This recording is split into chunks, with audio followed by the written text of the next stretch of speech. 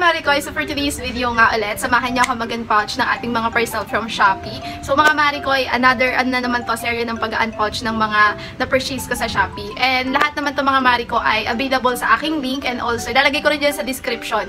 And lahat naman to ay nakuha ko nga ng free shipping. Kaya alam niyo na, nabudol na naman tayo. Nahin ko na itong isang parcel na to. Sobrang, love na love ko talaga mag-collect ng mga ganito. Ito na siya mga Marikoy. Siyempre, as usual, save ko na naman, i-recycle ko na naman itong, itong pouch na to. Ayan. So, ayan siya, naka-carton siya. And gaya nga nasabi ko sa inyo, mahilig talaga ako sa mga organizer storage, mga Marikoy. So, ayan, bumili na naman tayo para paglagyan ng mga kinemi ko dito sa bahay. So, kung gusto niyo rin, pwede nyo rin i-check dyan sa ating link. Another one, hindi ko alam kung anong item na to, pero sure ako na gamit to sa bahay. Sobrang naka-bubble wrap siya. Talagang safe na safe pinadala ni seller. And thank you seller for this sobrang secured na item. Mga Marikoy, bumili ako nitong lagayan ng katol. Kasi uuwi kami sa probinsya, sa Pampanga. Makatol kami doon kasi nga sobrang lamok. And nagbili tayo ng lagayan. Kasi minsan yung ginagamit doon is bote. Eh baka mamaya dahil nga may mga bagets, baka mamaya mabasag. So baka disgrasya. So bumili ako nito. So para siyang tawag doon? Para siyang lata, ganun. Pero hindi siya nakakasugat mga mi. Ayan, magkano lang to? Tatlo na yung binili ko kasi napakadaming bahay dun sa Pampanga. Sa ate ko, sa nanay ko, tapos dun sa tinatambayan pa namin. So, tatlo muna yung binili ko. Syempre, nagtitipid tayo. Parcel na naman mga Mariko, syempre walang katapusan to. So, eto nabili ko lang din to. Alam ko kung di ako nagkakamali, ay gamit to sa bahay ulit.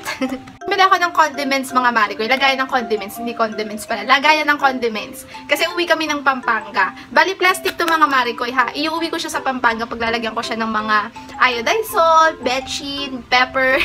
And so bumili ako, bali 5 pieces na siya, isang set. Mas makakamura kayo pag bibili nyo yung isang set. Ayan. Mga Mariko, medyo malaki-laki itong parcel natin. Pero sa Shopee ko pa rin naman siya binili. Kung hindi ako nagkakamali, gamit pa rin to sa bahay. Mariko, naka-carton siya, o, diba? Bakbakin na natin to.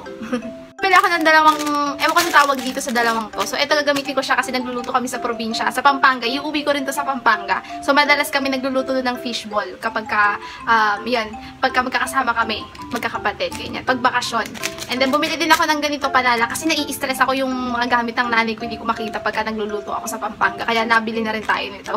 So, another one pa rin mga Mariko, walang katapusan na pagbubukas ng parcel to. Bubble wrap pa siya. Surprise, charis. So, open na rin natin. Hindi lang ako ng peeler mga Mariko. Alam niyo kung bakit? Iuwi ko lang din to sa Pampanga. Kasi nai-stress ako sa mga gamit ng nanay ko. Kasi nga, hindi ko makita.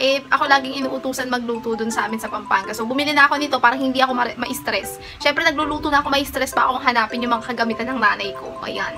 Mura lang to. Another small parcel mga Mariko. Hindi ko alam kung ano to. Wala akong idea. Naka-bubble wrap din siya. Shala ng mga seller nagba-bubble wrap. Bumili ako ng ganitong suklay mother. Di mo kakayanin to. Kasi mahilig na ako mag-clean ban. Nabili ko is maliit lang. So, pang-kit lang siya. Bumili ako ng pang sa akin. Ayan. Kasi mahilig na ako mag-clean ban. Gusto ko talaga yung hating-hati me. So, medyo makapal na rin siya. And if I'm not mistaken, mga Marikoy, 5 pesos lang ata to. Tapos, free shipping pa day. Last but not least, para sa ating Shopee Budol. So, ewan ko kung ano to. Kayo mga mi, diba nakakatawa kung ano yung pinagbibili ko sa Shopee. So, bumili lang ako panlinis ng sapatos. Medyo OC kasi ako when it comes to shoes. Before ko siyang ilagay dun sa may namin, shoe storage namin, nililinis ko siyang mabuti. So, bumili lang ako nitong 5 pisong brush na to, diba? 5 pesos. Pagpapahingayin ko na yung mga old toothbrush ko. O, ginagamit niyo din yung mga old toothbrush niyo, diba? Ayan. So, ito, bumili lang ako 5 pesos lang ito mga mi. Tapos, free shipping din. Yan ang mga Marikoy for today's video. Sana nag-enjoy na naman kayo sa pag-unpouch natin ng mga parcel sa Shopee. And kung gusto nyo rin mag-check out ng mga random items na pinagbubuksan ko today, link in my bio and nilalagay ko sa ating description. Yun lang. Bye-bye!